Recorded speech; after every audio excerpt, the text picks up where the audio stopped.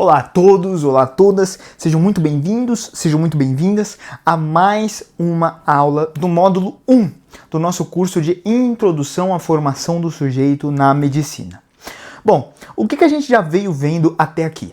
A gente já veio vendo até aqui que o estudante de medicina, você, é um cara que é muito capaz de muitas coisas.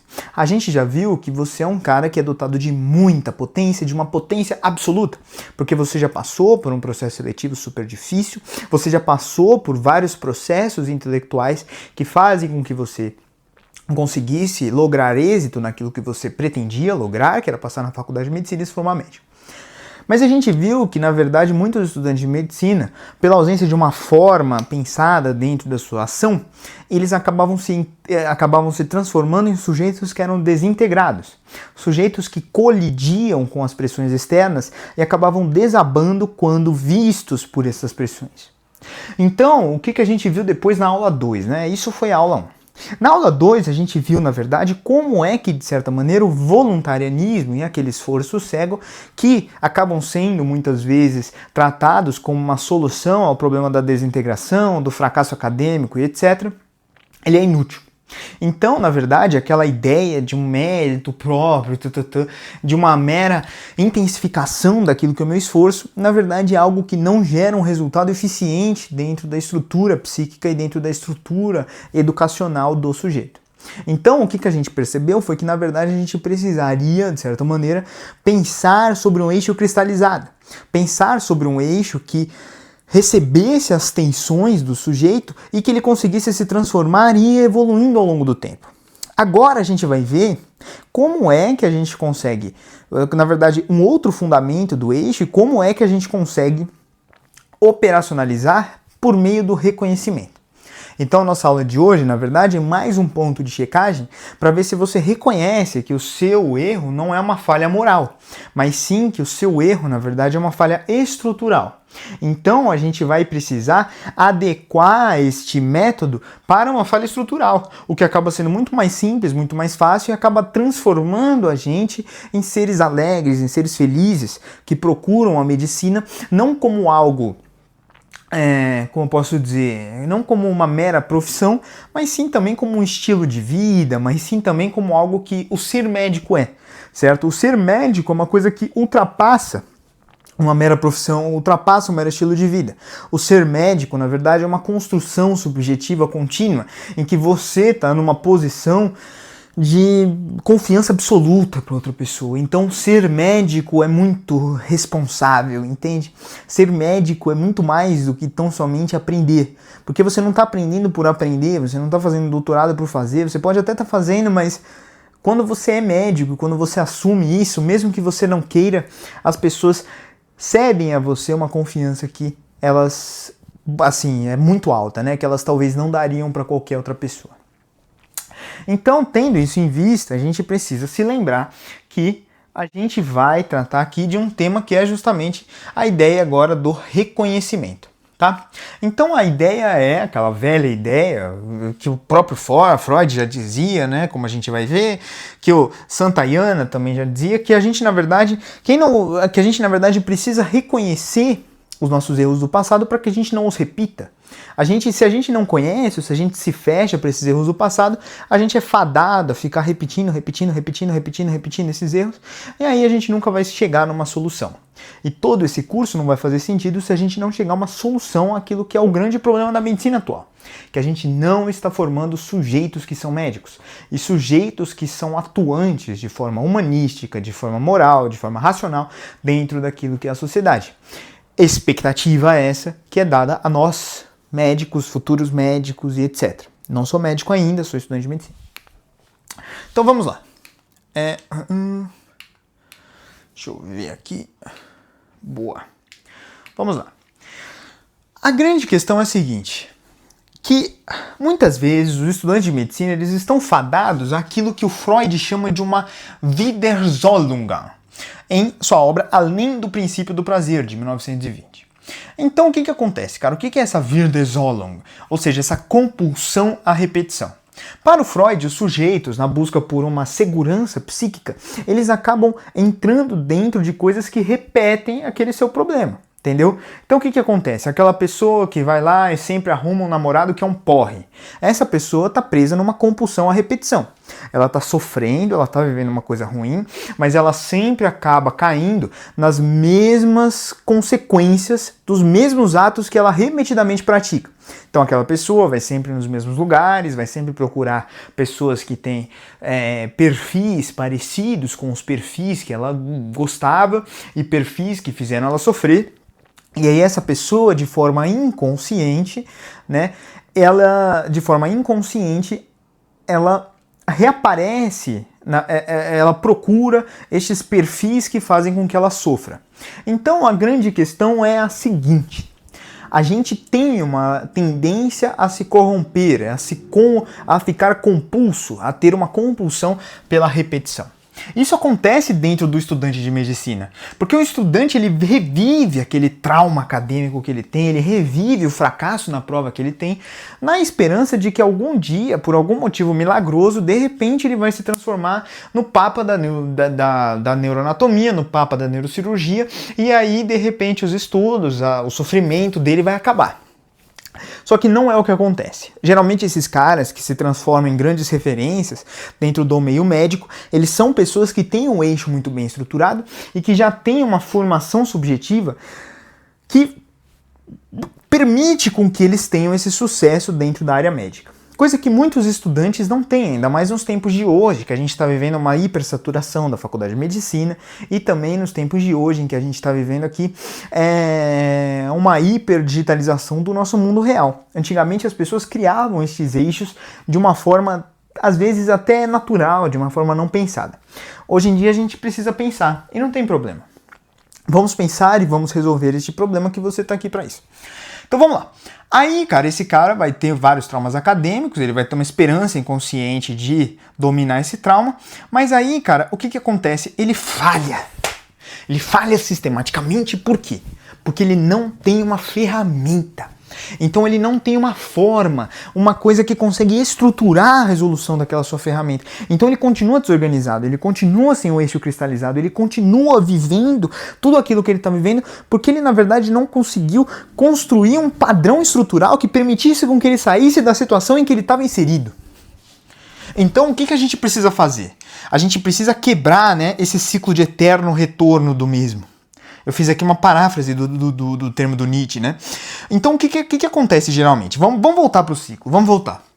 Aqui a gente vai ter aquela fragmentação inicial.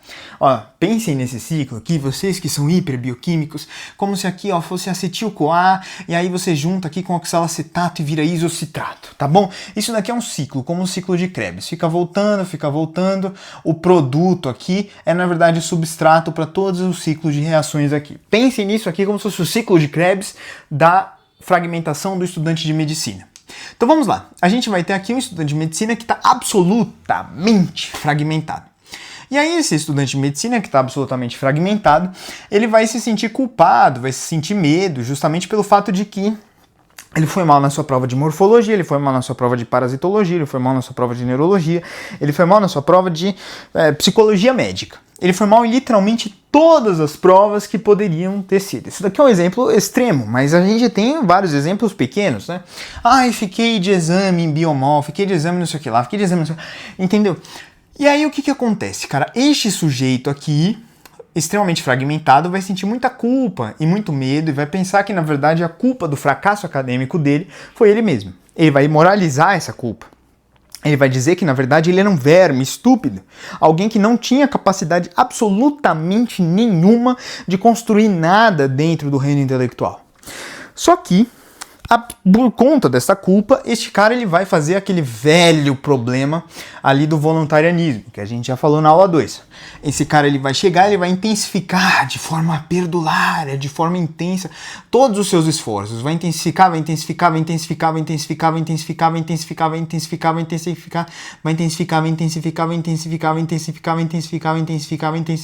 para! Não, vai intensificar, tá? E aí o que vai acontecer? Esse cara vai se exaurir. Pum.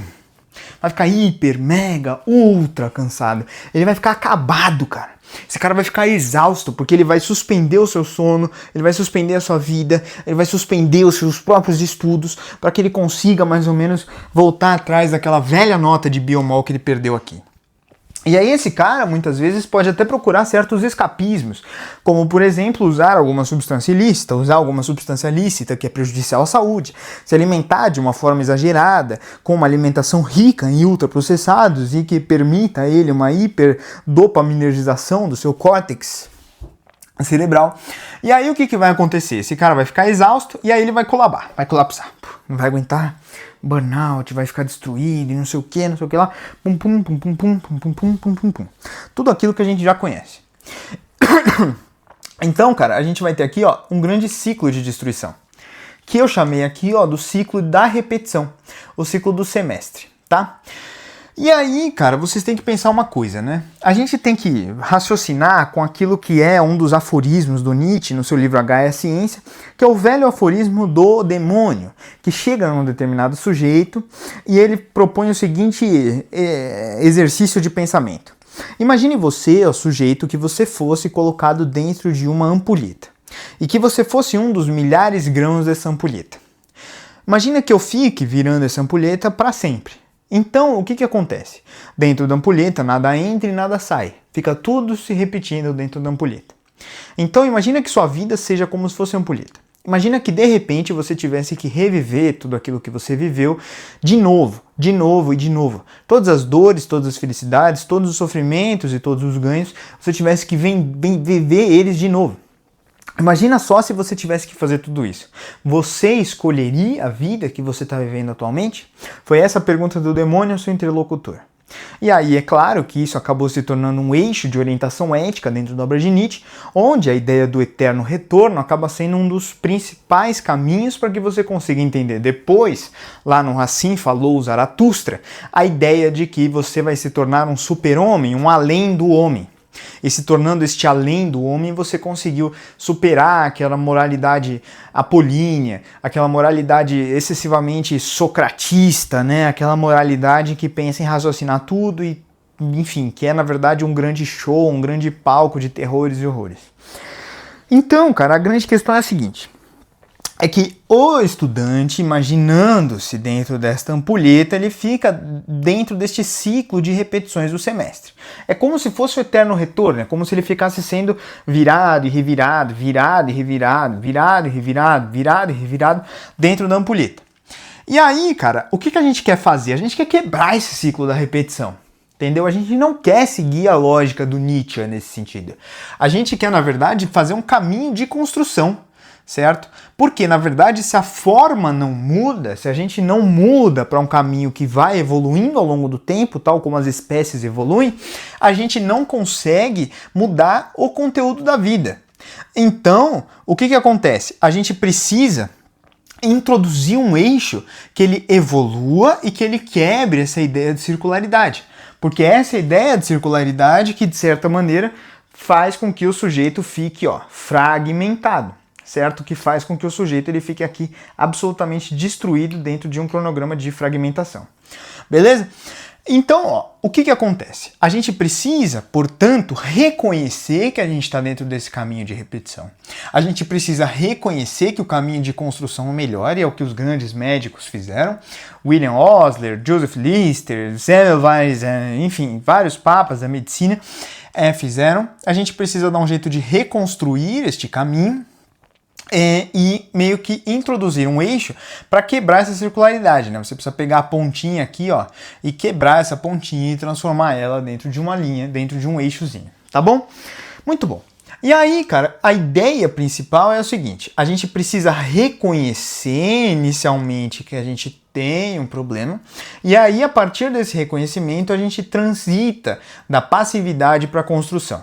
Então, a gente geralmente está dentro de uma ordem de patologia, né? De uma ordem patológica, no sentido de que existem coisas externas que me fazem sofrer. Então, eu tenho geralmente um pensamento assim: eu não vou conseguir dar conta, eu sou indisciplinado, eu sou um vagabundo, eu sou um incompetente, não há nada em mim que exale competência. E aí o que acontece? A minha reação principal é uma reação moral. E uma reação, além de moral, muitas vezes psicológica. E mais do que isso, muitas vezes somatizada. Então você tem uma reação que na verdade é uma reação de culpa e ansiedade por você não conseguir se inserir dentro da esteira do sucesso que as outras pessoas estão correndo.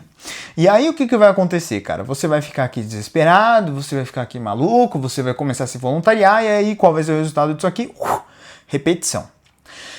Por outro lado, se você transformar isto daqui, este patos, em uma poiesis, ou seja, em uma criação, hematopoiesis, criação de hemácia e tudo mais, biopoiese, criação de vida, você vai conseguir transformar aqui, ó, esse ato aqui, ó, eu não consigo dar conta porque tá tudo muito pesado para mim, numa reflexão sobre o que está acontecendo com você. Então você vai observar, eu não consigo dar conta, não consigo dar conta. Aí você vai começar a pensar num ato criativo. O que falta de estrutura em mim para que eu consiga executar essa ação? Tá faltando tempo, tá faltando conhecimento, tá faltando organização, tá faltando o quê em mim para que eu não consiga realizar essa tarefa que é importante para mim? Essa tarefa realmente é importante para mim? Eu preciso dessa estrutura para carregar esse peso? Se eu preciso dessa estrutura para carregar esse peso, a gente vai construindo a estrutura.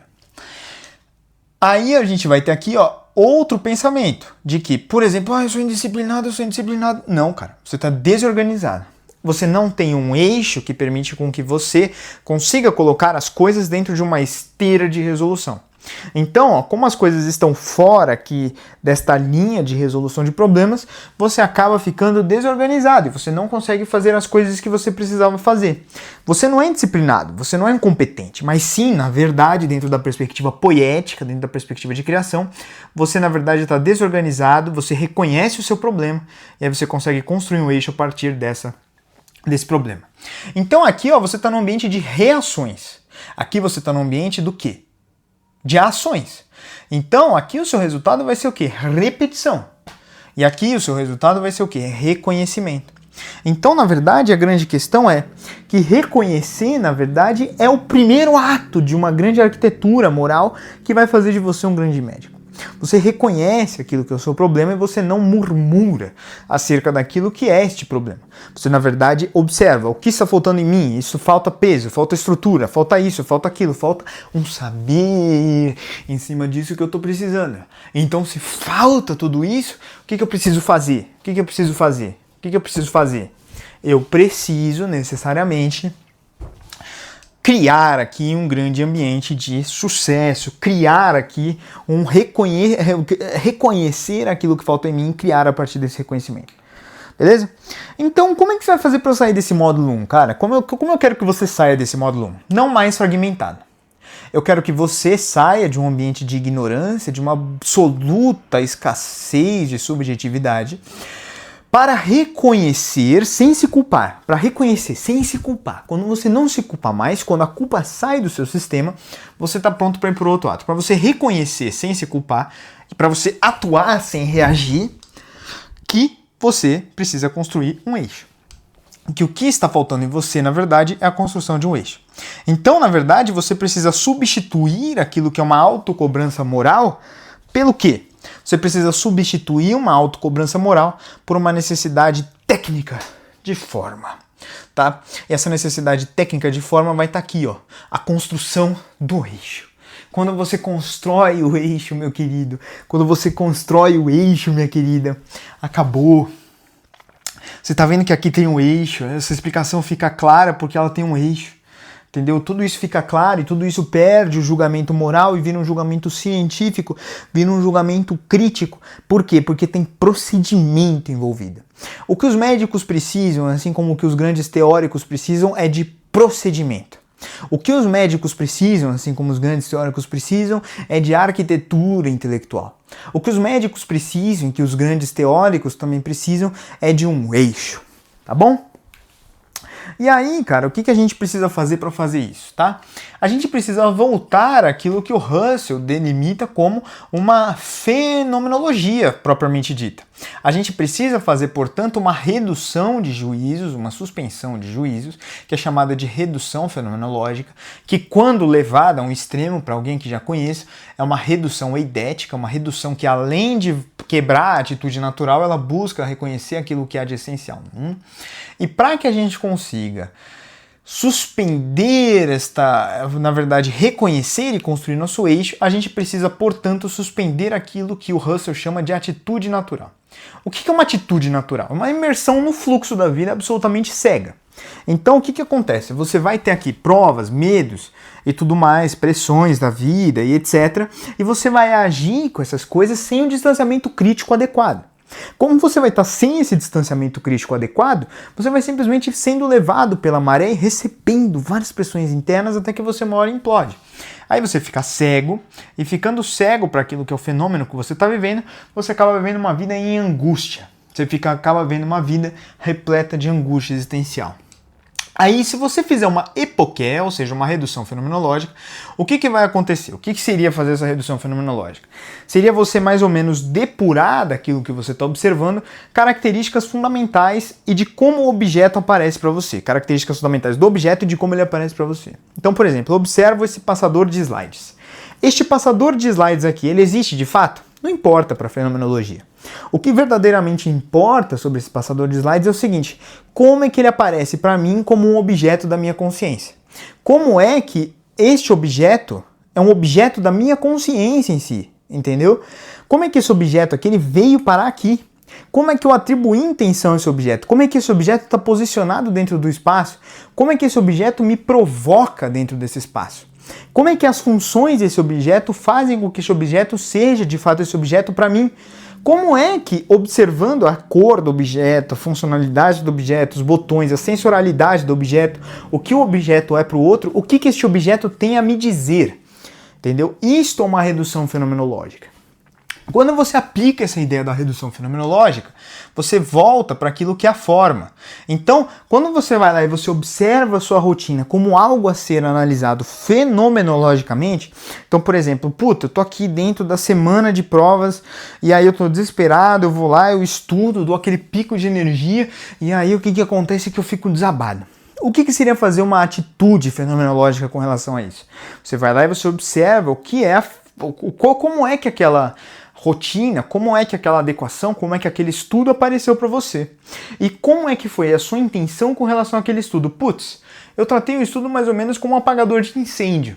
Então preciso tirar uma nota na prova para passar de ano. E eu tratei o estudo e a rotina de estudo não como uma ferramenta para aprender medicina, mas sim como uma ferramenta para passar naquela ou naquela outra prova.